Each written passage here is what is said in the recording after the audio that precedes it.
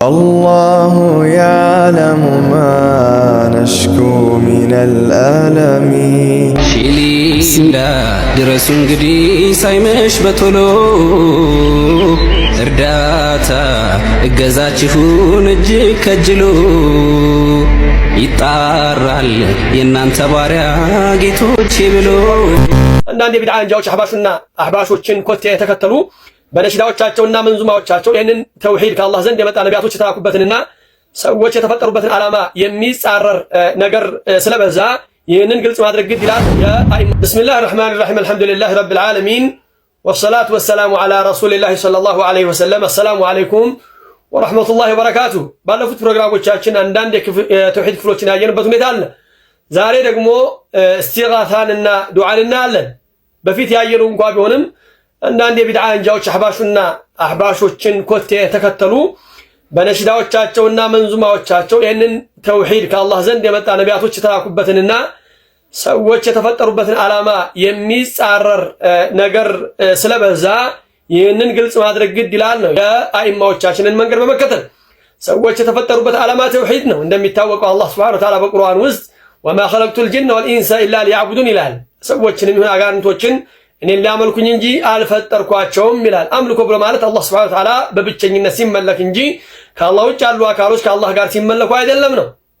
ሌላኛው ነቢያቶች የተላኩበት ዓላማ አላህ በቁርአን ሲገልጽ ወለቀድ በዐስና ፊ ኩሊ ኡመቲን ረሱለን አን ያዕቡዱላህ ወጅተኒቡ ጣጉት፣ በእርግጥም እኮ መልክተኞችን ልከናል አላህን አምልኩ ብለን ጣዖቶችን ራቁ ብለን። ከአላህ ውጭ የተመለከ ሁሉ ጣጉት ተደርጎ ተይዟል ተብሎ ይባላል። መልካም ሰዎችን ያመለከ እንደሆነ መልካም ሰዎች ጣዖት ተብሎ ባይጠሩም እንኳን እዚያ ዘንድ የሚያዝ ሸይጣን አለ። ጣቂትን ሸይጣን አድርጎ ይዟል፣ ወይም ደግሞ እነኛ ማለት ሸይጣንን ታዟል፣ ወይ ደግሞ እነኛን አካሎች ጣዖት አድርጎ ይዟቸዋል ነው። ከነብዩ በላይ መልካም ሰው የለም። ነብይ አድርጎ ልኳቸዋል አለይሂ ሰላቱ ወሰላም። ከነቢያቶች ሁሉ አብልጧቸዋል። እሳቸው እንኳን ሊመለኩ አይገባም ነው። አምልኮ የአላህ ሱብሓነሁ ወተዓላ ሐቅ ነው። እንግዲህ ነብዩ አለይሂ ሰላም ባልደረባቸውን አብረው ይሄዱ ባሉበት ሁኔታ ጠየቁት፣ ሙዓዝን ጠየቁት ማ ሐቁላሂ ዐለል ዒባድ ወማ ሐቁል ዒባድ ዐለላህ፣ የአላህ ሐቅ በባሮች ላይ ያለውና ባሮቹ ደግሞ በአላህ ላይ ያላቸው ሐቅ ብለው በጠየቁት ጊዜ አላህ ወረሱሉሁ አዕለም አለ። አላህና መልእክተኛ ያውቃሉ።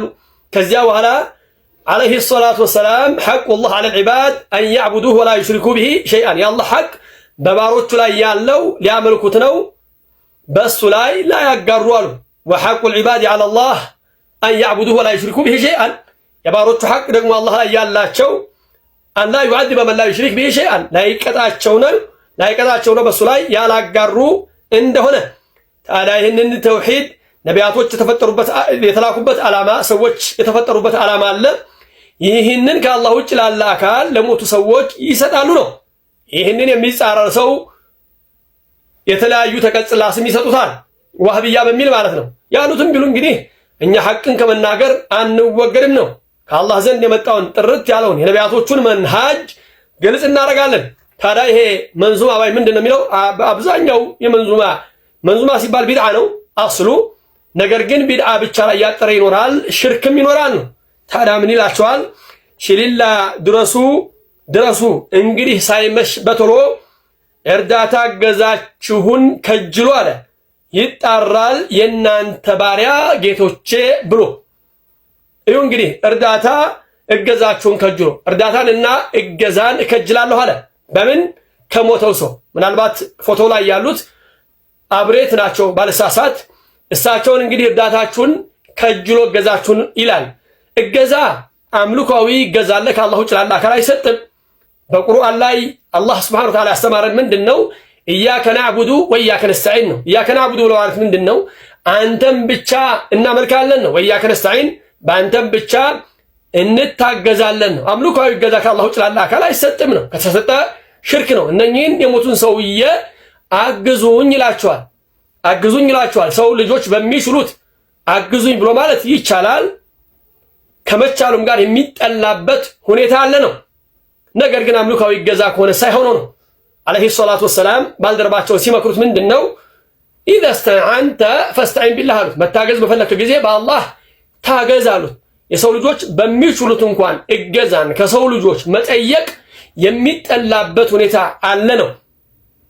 ነገር ግን መተጋገዙን አላህ ሱብሓነሁ ወተዓላ በቁርአን ያወድሰዋል ነው። ወተዓወኑ ዐለል ብሪ ወተቅዋ ወላ ተዓወኑ ዐለል ኢስሚ ወልዑድዋን። ለማንኛውም አምልኮዊ ይገዛ አለ። አምልኮዊ ይገዛ ከአላህ ውጭ ላለ አካል አግዙኝ ብሎ ማለት ሽርክ ነው። ሰውየውን በማይችሉት ነው እየጠየቃቸው ያለው። ሌላኛው እርዳታን በተመለከተ የሰው ልጆችን እርዳታ መጠየቅ በሚችሉት ነገር አልተከለከለም ነው። ምናልባት አንዳንዴ እንደ ማስረጃ የሚያቀርቡታል። እሱም ሙሳን ከዘራቸው የሆነ ሰው እሳቸውን እርዳታ መጠየቁ ነው። ፈስተጋተሁ ለዚ ሚን ሺዓቲ ዐለ ለዚ ሚን ዐዱዊህ የሚለው የቁርአን አያት ያለ ነው። ታዲያ ሙሳን በሚችሉት መጠየቁ ማለት ነው። የሙሳ ዘር የሆነው በጠላቱ ላይ ሙሳን እገዛ ጠየቀ ነው። ሙሳ ሄደው እንዲያግዙት በሚችሉት ነገር ነው። ስለዚህ የሰው ልጆች በሚችሉት ነገር እርዳታን መጠየቅ አልተከለከለም ነው። የጅብሪልም ሐዲስ ሊያመጡት ይችላሉ ነው። ኢብራሂም ለዚያ ለአደጋ በተዳረጉ ጊዜ ጅብሪል መጥቶ እርዳታ ልርዳህ ብሎ ጠይቋቸዋል። የሐዲሱን ትክክለኛነት ወላሁ ተዓላ አለም። ለማንኛውም እንደ ማስረጃ ያቀርቡታል። ታዲያ ያንን ማስረጃ በማምጣት እርዳታ ከአላህ ውጭ ላለ አካል መጠየቅ ይቻላል ለማለት ማስረጃ ያቀርቡታል ነው። ይሄ እንግዲህ ከሱ ጋር የማይሄድ ሲሆን የሰው ልጆች በሚችሉት ነገር እርዳታ መጠየቅ ይቻላል ነው። ነገር ግን አምልኮዊ እርዳታን ከአላህ ውጭ ላለ አካል አይሰጥም ነው። ዱዓም አለ ነው። ዱዓና እንግዲህ ይጣራል የእናንተ ባሪያ ጌቶች ብሎ ይላል። እዚህ ላይ እንግዲህ እገዛን ጠይቋቸዋል ነው። እገዛን ይጠይቃል፣ እርዳታንም ይጠይቃል ነው። እነኚህ አምልኮች ሁለቱም አምልኮዊ ይግዣኝና አምልኮዊ እርዳታን መጠየቅ ከአላህ ውጭ ላለ አካል አይሰጥም። ከተሰጠ ሽርክ ነው፣ ዘላለማዊ ቅጣትን የሚያስቀጣ ኩፍር ነው። ይጣራል ይላል። የእናንተ ባሪያ ጌቶች ብሎ ይጣራል ነው። ይህንን ነገር እንግዲህ ጌታ ብሎ መጣራት ክልክል ነው።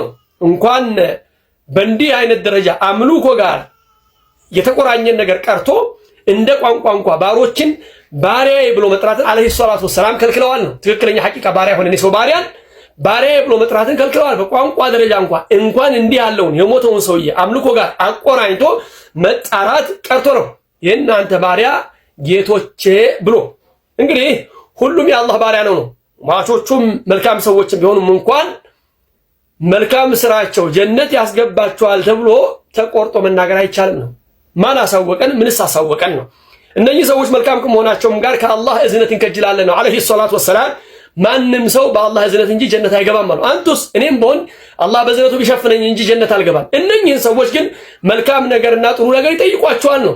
ስለነሱ እንኳን እርግጠኛ መሆን አይቻልም ነው እንደ ሸሪዓ። ምናልባት መልካም ሰዎች ነበሩ፣ ከአላህ መልካም እንከጅልላቸዋለን፣ ተስፋ እናደርጋለን፣ ተገቢ ነገር ነው።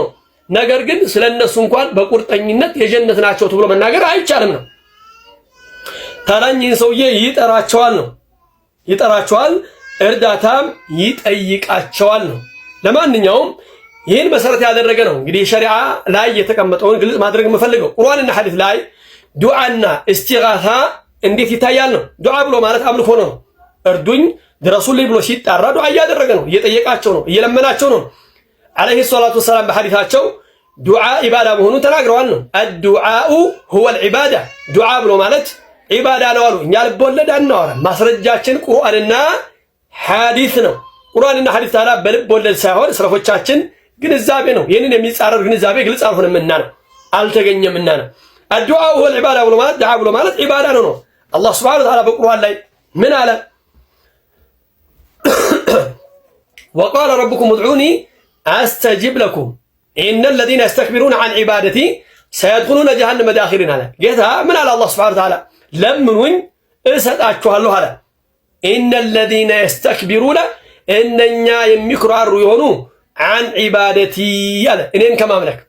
እንግዲህ እዚህ ላይ ዒባዳ ብሎ የጠራው ምኑን ነው? ዱዓውን ነው። አላህ ዱዓ ብሎ ጠርቶታል ነው። ስለዚህ እነኚህን ሰዎች መለመን ኩፍር ነው፣ ከእስልምና የሚያስወጣ የሆነ ሰው ልጆች ችግር ገጥሟቸው ከዚህ ከችግር አውጣን ብሎ አላህን የሚለምኑ ከሆነና አፊያን ፈልገው አላህን የሚለምኑ ከሆነ በዚህ በጉዳያቸው ላይ ከአላህ ውጭ ያለን አካል የሚለምኑ ከሆነ እኚህ የሞቱትን ሰውዬ ከአላህ ሱብሓነሁ ወተዓላ ጋር እኩል ቆጥረዋቸዋል። አሁን የሚናገረው ንግግር ሁሉ ለአላህ የተገባውን ነገር ለእኚህ ሰው እየሰጥቷቸዋል ነው። ሞተዋል፣ አይሰሙም፣ መልስም አይሰጡም ነው። የፈለገ ደረጃ ቢደርሱ እኮ ነው። የፈለገ ደረጃ ቢደርሱ እንዳውም ባሪያ ብሎ ይጠራል። ባሪያችሁ ይላቸዋል። አላህ ሱብሓነሁ ወተዓላ ዘንድ ሁሉም ባሪያ የተደረገ ነው። አላህ ነብዩ አለይሂ ሰላምን መልካም ስም ሲሰጣቸው ምንድን ያላቸው? ባሪያ ብሎ ነው የጠራቸው። ሱብሃነለዚ አስራ ቢዐብዲሂ ለይለን ሚነል መስጂዲል ሐራሚ ኢለል መስጂዲል አቅሳ። ሌላኛው ደግሞ ቁርአን አያት ምን ይላል? አላህ ሱብሃነሁ ወተዓላ ኢሳቸውን ነብዩ አለይሂ ሰላምን የጠራበት ምን አላቸው? ተባረከ الذي نزل الفرقان على عبده ليكون للعالمين نذيرا። አላህ ባሪያ ብሎ ጠርቷቸዋል አለይሂ ሰላቱ ወሰላም። ባሪያ ብሎ ማለት አይመለክም ነው። እንኳን እኚህ ሰውዬ አለይሂ ሰላቱ ወሰላም እንኳን ባሪያ ብሎ ጠርቷቸዋል። አምልኮ የሚባለው ነገር ከአላህ ውጭ ላለ አካል የተገባ አይደለም ነው። ሌላኛው ደግሞ ኢን ኩሉ መን ፊ ሰማዋቲ ወልአርድ ኢላ አቲ الرحمن عبدا። በመሬትም ላይ በሰማይም ላይ ያለው እኮ አይደለም አላህ ዘንድ ባሪያ ሆኖ የሚመጣ ቢሆን እንጂ። እኚህ ሰውዬ ባሪያ ናቸው፣ ሞተዋል። በህይወት እያሉ ከጌታቸው የሚከጅሉና ከእናታቸው እንደኛው የተወለዱ ናቸው። የሚበሉ የሚጠጡና የሚጸዳዱ በችግርና በመከራ ጊዜ እጆቻቸውን አንስተው አላህን የሚለምኑ የአላህ መልካም ባሪያ ናቸው። ሊመለኩ አይገባቸውም ነው። ይሄ ሁሉ ስንኝ እንግዲህ እስቲጋሳም ዱዓም ባርነትንም ጠቅልሎ ለእሳቸው የሰጠ ነው። ምናልባት ሰውየው ቢዝነስ ሆኖለት ቢዝነስ ፈልጎ ሰዎች በርካታ ሰዎች እሳቸውን የሚከተሉና በእሳቸውም ላይ የተንጠለጠሉ ስላሉ እይታን ፈልጎ ወይ ብርን ፈልጎ ሊሆን ይችላል ነው። ታዲያኛ ከአላህ ዘንድ የመጣውን ተውሂድ ግልጽ ማድረግ በእኛ ላይ ግዴታ አለና ሰዎች ልትጠነቀቁ ግድ ይላችኋል ነው። አላሁ ያዕለሙ ማ ነሽኩ ሚነል አለሚ